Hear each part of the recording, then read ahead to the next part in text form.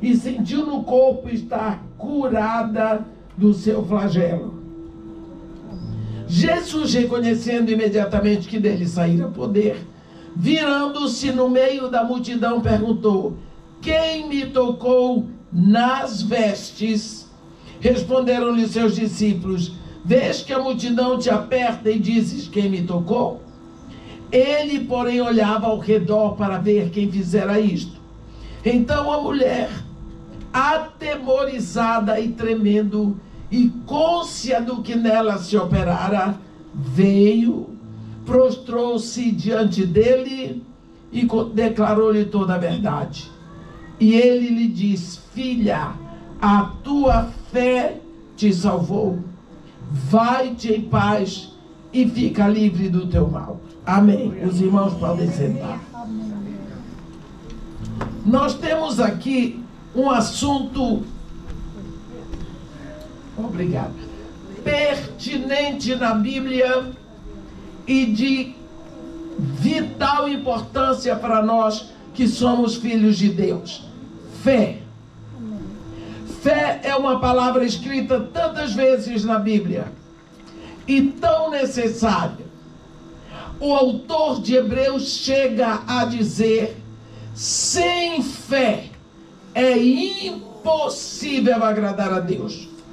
Por isso é necessário que aqueles que dele se aproximam creiam que ele existe e que se torna o doador daqueles que se aproximam dele.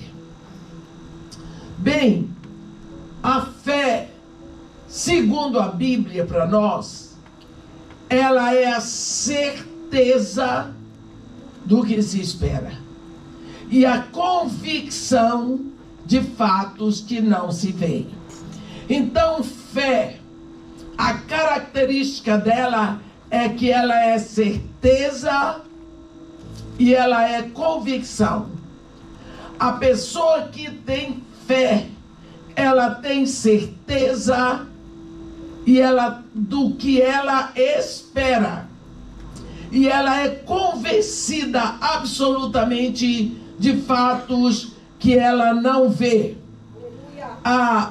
Às vezes, nós precisamos, como filhos de Deus, dar uma burilada. Desculpem, o termo nunca é bem apropriado, mas dar uma revisada na nossa fé. Como está a minha fé? Eu não sei quanto tempo faz que você não dá uma paradinha para ver, e aí, como está a minha fé? Será que a minha fé é a fé que agrada a Deus? Será que a minha fé é a fé que Deus espera de mim? Será que eu tenho crescido na fé? Há um momento em que Jesus Cristo chama os discípulos homens de pequena fé. Os discípulos, Jesus Cristo disse para os discípulos: atravessemos para o outro lado do mar. A palavra que ele disse foi essa: atravessemos para o outro lado do mar. Ele deitou no barco e adormeceu. Os seus discípulos simplesmente perceberam que vinha tempestade. E começou o vento forte, as ondas muito altas, a ponto deles temerem pela própria vida. Eles acordaram Jesus. E Jesus foi lá, repreendeu o vento, deu ordem para as ondas, tudo cessou. Ele disse: onde está a vossa fé? Esse trecho é mencionado 3 vezes na Bíblia, em Mateus, em Marcos e em Lucas. Eu gosto de Lucas, porque quando Mateus fala sobre esse trecho do Evangelho, ele diz assim: homens de pequena fé. Lucas diz, Marcos diz: como é que ainda não tendes fé? Mas eu gosto de Lucas, que diz para nós: onde está a vossa fé? Não tem problema, o assunto aqui é fé. Quer dizer, se é que vocês têm fé, onde é que vocês deixaram? Porque às vezes é tão bom a gente ter fé quando está dentro da igreja. Mas lá durante a tempestade da semana, como é que nós nos comportamos? Como é que está a nossa fé? Como é que agimos? Muitas vezes na hora da dificuldade, em vez de segurarmos na fé, vamos atrás de quem empreste dinheiro. Não é? Porque a nossa fé, como é que ela está? E nós vemos que nessa primeira tempestade, olha quem estava ali. Eram discípulos de Jesus Cristo e nós somos discípulos. Nessa primeira tempestade, quando Jesus Cristo ordena as ondas, repreende o vento forte, tudo se acalma. Onde está a vossa fé? E os discípulos disseram: quem é este? Quem é este que até ao mar, ao vento e às ondas ordena e lhe obedece? Quem é este? Discípulos perguntando: quem é este? Não sabiam quem era seu mestre. Jesus Cristo parou, pensou e disse: vou aprontar uma segunda época para eles. Vai ter uma outra tempestade. E Jesus Cristo diz: podem ir na minha frente para o outro lado, depois eu encontro com vocês. O assunto é o mesmo, é vento, é tempestade no mar. E eles vão. A Bíblia diz que era mais ou menos 6 horas da tarde. Jesus subiu ao monte e lá do monte ele ficou olhando. E o vento era contrário aos discípulos. E eles mudavam a vela, e eles acertavam a vela. Grande, a 90% dos discípulos, pescadores, acostumados a lidar com tempestade no mar, eles fizeram de tudo. O vento ia ficando forte, eles agoniados, frio, fome, medo. A Bíblia diz, olha, era ao cair da tarde quando começou isso. São 4 as vigílias da noite, 6 às 9, segunda vigília 9 à meia-noite, terceira vigília meia-noite às 3 da manhã, quarta vigília 3 às 6. A Bíblia diz que na quarta vigília da noite, olha, eu acho que aqueles discípulos já estavam vendo estrela em todo canto, todos com fome, com frio, agoniados, temendo pela própria vida. Lá vem Jesus andando sobre as águas. Só Jesus para fazer uma coisa dessa. Andando sobre as águas. A Bíblia diz que eles gritaram e disseram: é um fantasma. Gente, só tinha homem naquele barco. Porque se fosse mulher, a gente diz mulher vê coisa demais. Mulher vê até fantasma, mas eram homens. Me desculpem os homens, mas está escrito na Bíblia. Eles pensaram que era fantasma e gritaram. E Jesus disse: não, sou eu, tenho bom ânimo.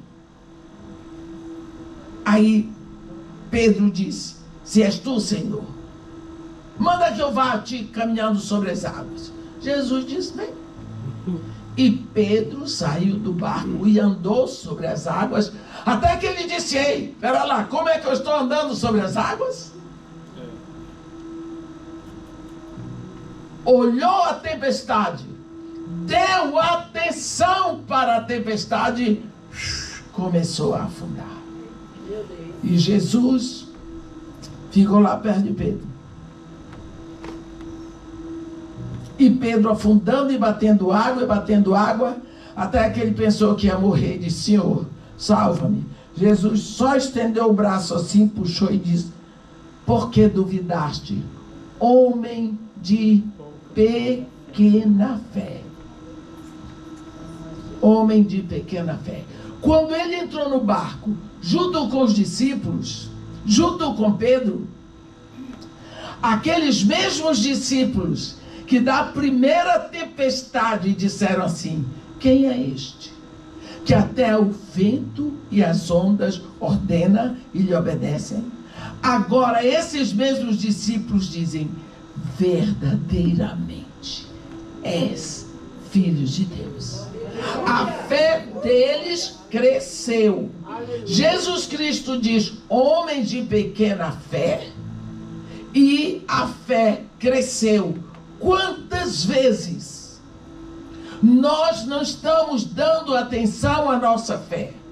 Se nós estamos crescendo na fé ou não. Mas que fé? No capítulo 2 da carta do apóstolo Tiago, ele detecta e aponta para nós 3 tipos de fé: a fé morta, a fé demoníaca e a fé dinâmica.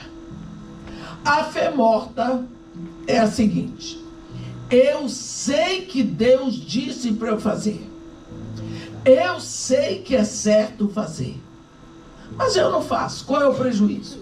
Não tem problema nenhum. A Bíblia diz assim: porque pobres, Deus diz assim, porque pobres sempre haverá sobre a terra.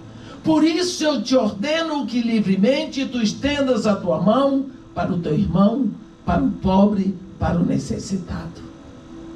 Ora, e o Tiago diz assim para nós: se seu irmão vier para você carecendo de comida,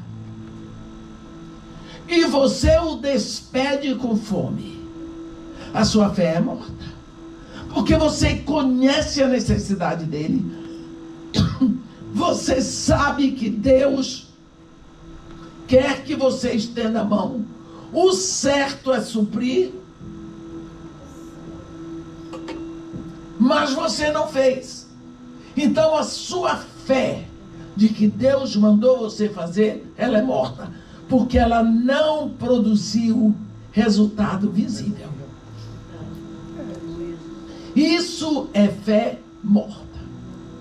Se você veio aqui hoje, é porque você creu que ia haver um culto. Então você demonstrou pelos seus atos que você creu no Covid. A fé demoníaca que ele fala, nós vemos aqui mesmo em Marcos, estamos com a Bíblia aberta em Marcos, no capítulo 1 do Evangelho segundo Marcos, no versículo 21, está escrito assim: depois entraram em Cafarnaum, e logo no sábado foi Jesus ensinar na sinagoga.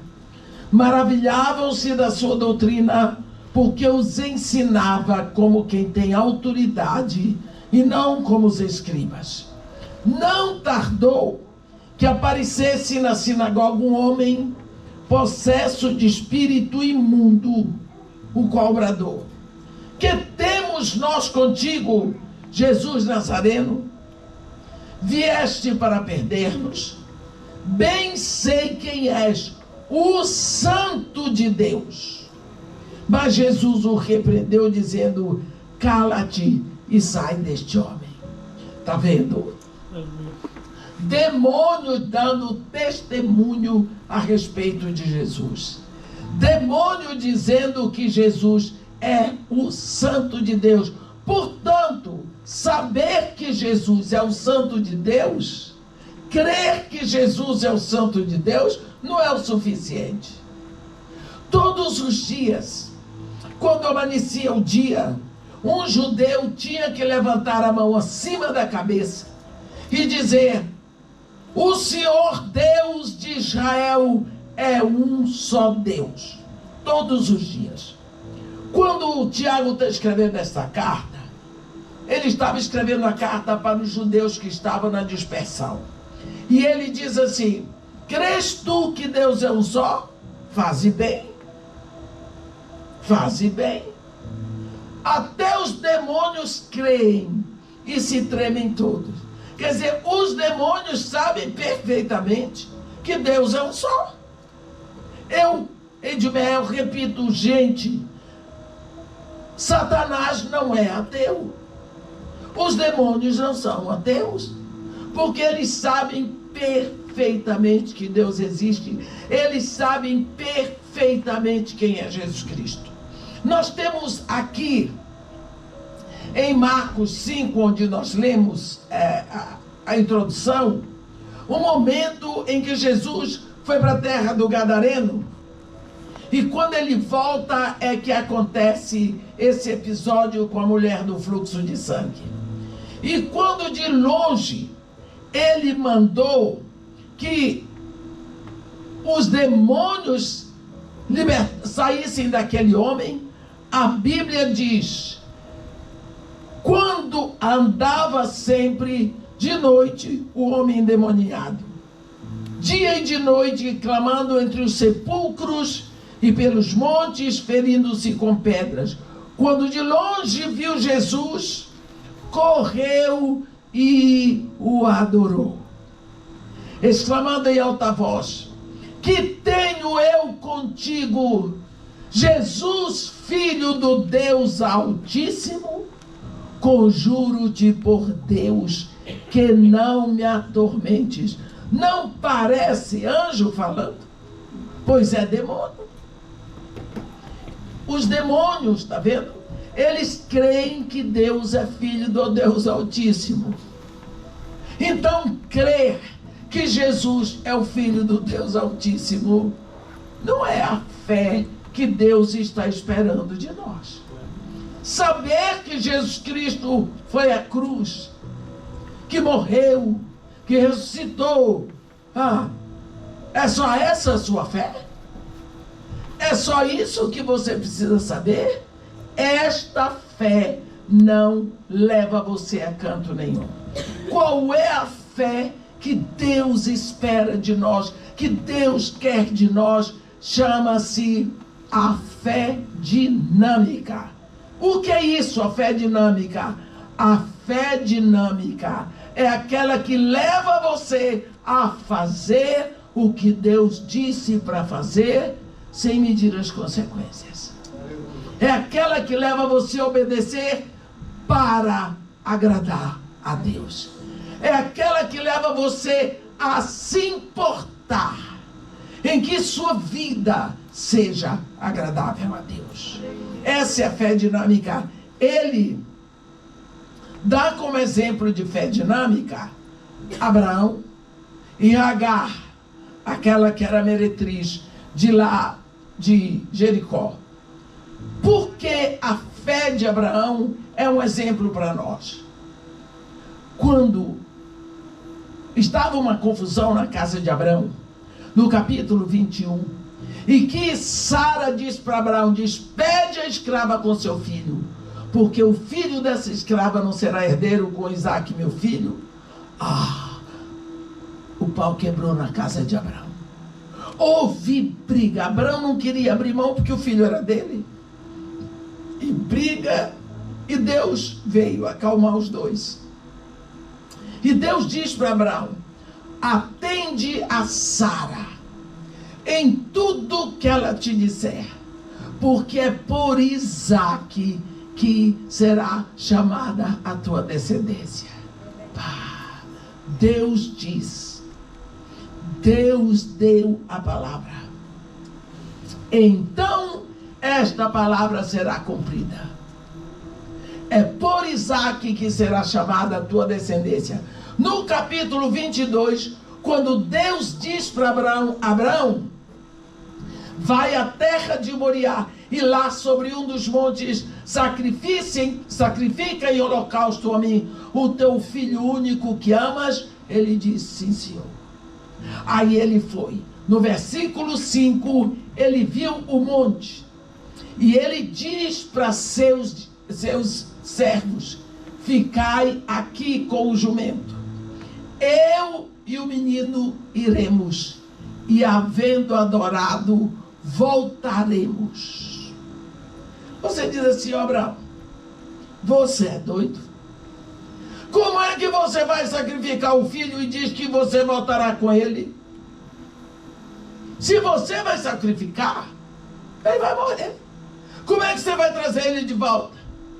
Qual é a resposta de Abraão para você? Deus já me disse que é por Isaque que será chamada a minha descendência. Eu posso matar Isaac 1000 vezes, mas ele não ficará na morte, porque Deus já falou. Mas você vai matar seu filho? Vou. Mas eu sei que ele não vai ficar na morte. Mas você vai? Vou. Porque Deus é fiel à sua palavra. Esta é a fé que agrada a Deus. Você sabe o quanto este homem sofreu subindo o monte de Moriá. Quando chega na metade, o filho diz para ele: pai, eu tenho aqui a lenha, o senhor tem o fogo, mas cadê o cordeiro para o holocausto? Onde está o cordeiro para o holocausto? Ele olhou para o filho e diz: Jeová Jiré, o senhor proverá para si o cordeiro.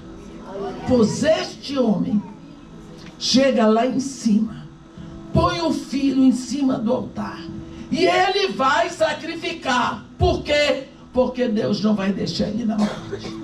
Porque Deus já disse que é por Isaac que será chamada a descendência dele. Desculpe, mas não consigo pegar.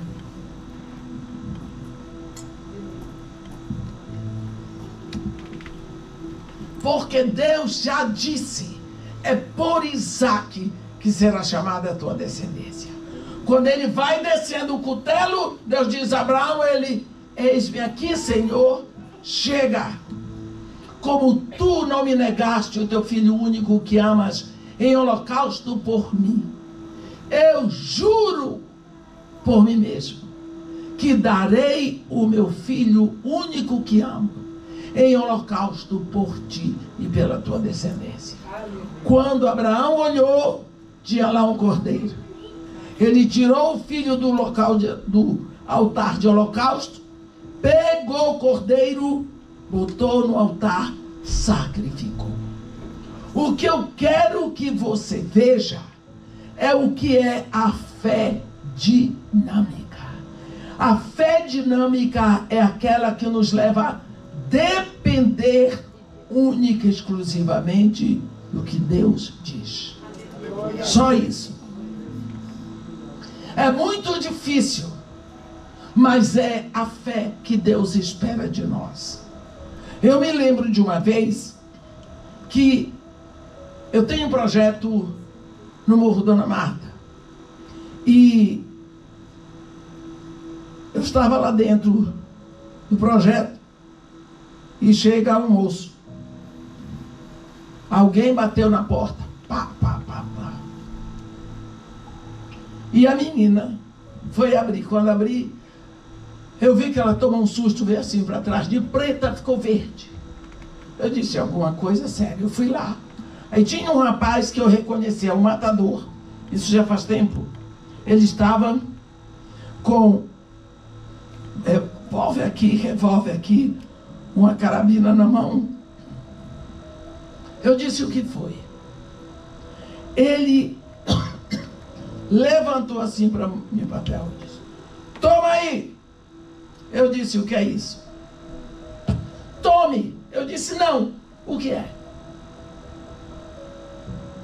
Eu tinha que matar 112.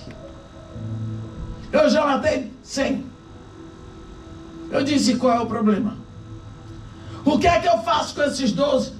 Eu disse: olha, já matou 100. Porque deixa eu dizer para vocês, na favela tem uma cultura, eu não sei se alguém aqui conhece, mas a cultura da favela é que você tem que ser mais valente do que eles, senão eles pisam em você. Então tem que ser mais bravo, porque se você começar a tremer e chorar, aí acabou. Eu disse: qual é o problema? O que eu tenho a ver com isso? Por que você não mata os 12? Porque eles são do homem lá de cima. Foi a primeira vez que eu vi essa expressão, homem lá de cima. Eu disse: então, eu vim aqui para a senhora perguntar para ele o que é que eu faço. Eu disse, por que você não pergunta? Porque ele não fala comigo. Ele fala com a senhora. Já fui em vários lugares, só com a senhora que ele fala. Eu disse, o meu ibope tá bom aqui. Eu disse, tá bom, vou perguntar. Toma o papel. Eu, não. Havia em mim uma resistência. Eu não queria pegar aquele papel. Eu não iria pegar aquele papel. Ele disse, pergunta. Olhe bem. Revólver na mão. E ele era um matador conhecido. Porque o filho dele era lá da casa de Marimarta. Tinha 8 anos. Era do meu projeto. Era eu que dava comida para o menino. Era eu que viajo para trabalhar, para prover tudo. Mas não tem pai nem mãe nessa hora. E ele simplesmente disse para mim, pode perguntar. E eu disse, Deus, o homem lá de cima, ele não responde quando eu quero. Vai ter que responder. Agora. E aí eu comecei a negociar com ele, porque eu estava com medo. Comecei a negociar meia hora, mas eu pensava o seguinte, eu preciso de um tempo para eu sair daqui correndo, ir pelo outro lado e nunca mais aparecer aqui. Esse era o meu projeto. Não era o projeto de Deus. Quando eu consegui 15 minutos, ele estava aqui assim, e eu estava aqui em cima, tinha 2 degraus. Ele disse, então tá bom, 15 minutos. Ele deu 3 passos, tem a subida aqui, quando ele chegou aqui, ele foi totalmente metralhado. Metralhado. Esvaziaram nele. E eu me lembro como se fosse agora. A voz dele gritando, mulher de Deus, me salva. Me ajuda, mulher de Deus. Ave Maria cheia de graça. Era só o que ele sabia rezar. Morreu ali. Com papel na mão. Primeiro nome da lista era o meu. Primeiro nome da lista era o meu. Eu digo para vocês que eu fiquei 1 mês mais ou menos assim. Eu acordava no meio da noite em pânico. Eu tremia toda por dentro. Minha carne tremia, meus órgãos tremiam. Eu tinha medo de subir. Eu fiquei em pânico, chorava à toa. Outra vez, numa questão de invasão lá, que o Morro Dona Marta era o quartel general do Comando Vermelho. Eles entrou um grupo que não conhecia ninguém lá. Me pegaram, botaram contra o paredão 5 rapazinhos de 15 e 16 anos. Com o revólver mandando eu calar a boca. Eu nem estava falando. E eu dizia, vou encher sua boca de bala. E eu disse, pode encher que eu quero ver. Você tem arma, mas não tem poder. E outra coisa, eu posso me dar o luxo de morrer. Porque eu tenho casa aqui embaixo e tenho casa lá em cima. Quem não pode morrer são vocês. Vocês não podem morrer. Mas eu falava com ele, comecei a pregar, alguém assoviou, depois foram pedir perdão. Por que eu estou contando essa experiência para vocês? É porque eu não sei de onde eu tirei tanta garra aquela hora.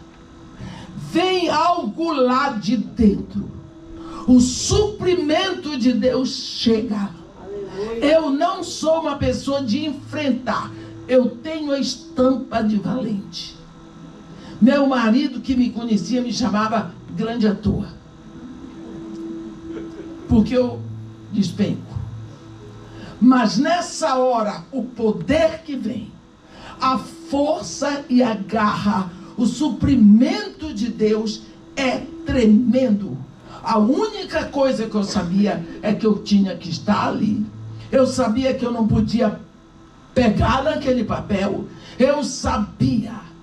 Esta era a minha fé de que Deus tinha me mandado ali. Qual seria o resultado? Não é da minha conta. A fé dinâmica é essa, que lhe leva a agir de acordo com a vontade de Deus. Quantas vezes nós vemos fé na fé? Já ouviram falar fé na fé? Não, mas eu digo isso, é pensamento positivo, não tem nada a ver. Tem um assunto em Mateus 8, o centurião, o servo dele estava doente. E ele foi, através dos amigos, pedir a Jesus. Jesus disse, eu vou na tua casa. Ele disse, não, eu não sou digno que tu entres na minha casa. Tu dizes uma palavra aqui, e o meu servo será curado lá. Glória a Deus. Jesus Cristo disse que nunca tinha visto tamanha fé em Israel. Esta mulher do fluxo de sangue que nós lemos. Vamos voltar para esse caso. Ela era uma mulher que começou a sangrar. Na Bíblia, nós lemos em Levítico 15, a mulher, quando tiver o seu sangramento normal do seu corpo, estará 7 dias na sua menstruação. Passou desse tempo, não tem jeito. É como se ela estivesse menstruada. Todos os dias da menstruação ela é imunda. Se ela sentar nessa cadeira, alguém sentar fica imundo como ela estava. Se alguém deitar na cama que ela deitou, fica imundo. Se alguém tocar no lugar onde ela estava, fica imundo. Pensa bem. Esta mulher, durante 12 anos, sangrava. É considerada mulher imunda, porque a menstruação na Bíblia é tida como a imundície. A Bíblia diz que ela gastou tudo o que tinha com médicos, sem melhorar. Pelo contrário, ela foi ficando pior. A Bíblia diz que ela gastou tudo o que tinha. Se ela era casada, ficou sem o marido. Se era mãe, ficou sem os filhos. Ela não podia conviver com ninguém. 12 anos sem um abraço, sem um toque, sem um aperto de mão. Todo mundo se afastava dela para não ficar imundo. 12 anos de sangramento. Nós nos queixamos de 3, 4 dias. 12 anos. Naquela época, os absorventes não eram o que nós temos hoje. Aquela mulher perdeu sangue durante 12 anos. Ela estava anêmica, fraca, empobrecida, frustrada, porque gastou tudo. Cada vez que ela ia ao médico, ela tinha esperança de ficar boa, gastava tudo, e cadê? Frustrada. Quando ela não tinha mais nada, ela já devia estar toda assada do calor do Oriente Médio, sem poder andar direito. Alguém falou de Jesus para ela. E quem falou de Jesus falou direitinho. Seguramente disse, ele não cobra nada. Né? Ele não cobra nada para fazer o milagre. Né? Porque ela não tinha mais nada. O coração dela acendeu. Aquela mulher tinha perdido tudo, menos a esperança. Você sabe o que é esperança? Você sabe o que é esperança? A Bíblia diz que a esperança é a âncora da nossa alma. Quando você joga a âncora de um barco, ela fica presa, a maré vai e vem, mas o barco não é levado porque ele está seguro na âncora. A esperança é a âncora da nossa alma. Nós não desistimos porque nós temos esperança. Quando ela ouviu da fama de Jesus, brotou no coração dela. Poderoso do jeito que Ele é. Eu não posso tocá-lo, senão ele fica imundo.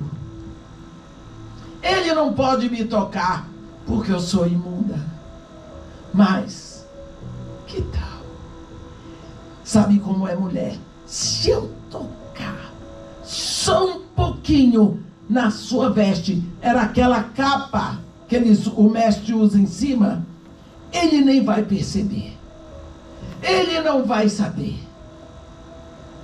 Poderoso do jeito que estão dizendo que ele é, se eu tocar na sua veste, eu fico curada, ele nem vai saber.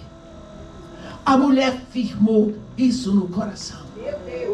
Ela estava dependente agora do poder naquele homem.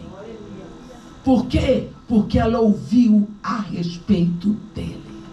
A fé vem pelo ouvir, e ouvir a palavra de Deus. Por isso nós precisamos pregar, para que as pessoas ouçam. Quando vem Jesus Cristo de lá, da beira do mar, com Jairo, corre para a casa de Jairo, porque a filha de Jairo estava quase morrendo. E a mulher de longe viu a multidão, pergunta. É ele, ela disse, é agora, não posso perder essa oportunidade, ele está muito perto. E a mulher,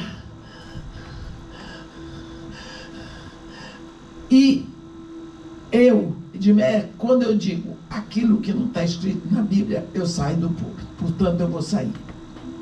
Eu creio que Jesus, quando viu a mulher andando toda assada, fraca, anêmica, para chegar perto dele, eu digo que ele deu uma freada. Ele diminuiu o passo. Ele fez um slow motion. Para ela chegar. Glória a Jesus. Ele olhou para ela com amor e com misericórdia, porque Jesus é assim. E quando ela chegou, ela foi, ele deu uma paradinha, o dedinho dela tocou. Quando o dedinho dela tocou a veste dele, a Bíblia diz que ela sentiu no corpo estar curada do seu flagelo. Porque, meus irmãos, quem sangra 12 anos sabe quando parou de sangrar.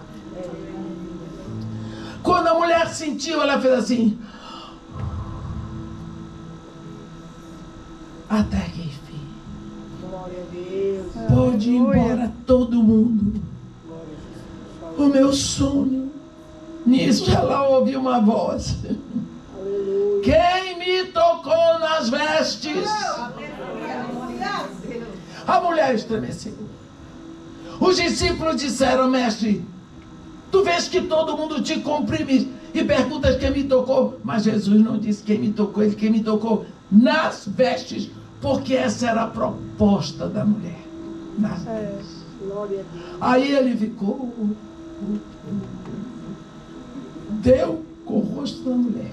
Aí a Bíblia diz, então a mulher, atemorizada e tremendo, côncia do que nela se operara, veio, prostrou-se diante dele e contou-lhe toda a verdade. Puxa, um testemunho de 12 anos de sofrimento, empobrecimento, solidão, rejeição, frustração, dor. 12 anos. A mulher pegou o microfone e não entregava mais, que horas são? A mulher pegou 12 anos. Quando ela parou, Jesus disse, filha, a tua fé te salvou. Vai-te em paz, fica livre do teu mal. Porque a doença física, era flagelo. Mas acontece que a alma dela estava cheia de amargura, de ressentimento, por causa do empobrecimento, da rejeição que sofreu, de tudo que foi tirado. Quando ela vomitou aquilo tudo diante de Jesus, ela ficou livre do veneno. Fica livre do teu mal. Mas ele diz: a tua fé te salvou. Olhe bem, vemos muitas vezes na Bíblia que para demonstrarmos a nossa fé em Deus, nós temos que pagar, desculpe a expressão, pagar um mico. Às vezes fazer coisas difíceis. Por exemplo, o povo de Israel, Deus tinha dito para Josué: Josué, eu entreguei nas tuas mãos a Jericó, ao seu rei e aos seus valentes. Ele precisava de uma estratégia para tomar Jericó. Aí vem a estratégia. Pega o povo todo durante 7 dias. De noite todo mundo cerca a muralha por fora, vai dormir. Na 7ª noite, roda 7 vezes. Quando completar a 7ª volta, ao ouvirem, ao ouvir o toque do shofar, todo mundo grita, a muralha cai e vocês entram. 7 dias, 7 noites, 7ª noite, 7 vezes. Quando completaram as 7 vezes, todo mundo cai. Eu não sei se foi essa a palavra, mas eles gritaram. A muralha caiu, o povo entrou. Me diga uma coisa: grito derruba a muralha? Lógico que não. Grito não derruba nem uma palha, quanto mais uma muralha. Mas eles fizeram o que Deus mandou. E na hora que eles cumpriram tudo, eles gritaram: Deus derrubou a muralha. Não é? Um homem estender a mão sobre o mar, abre o mar? Não.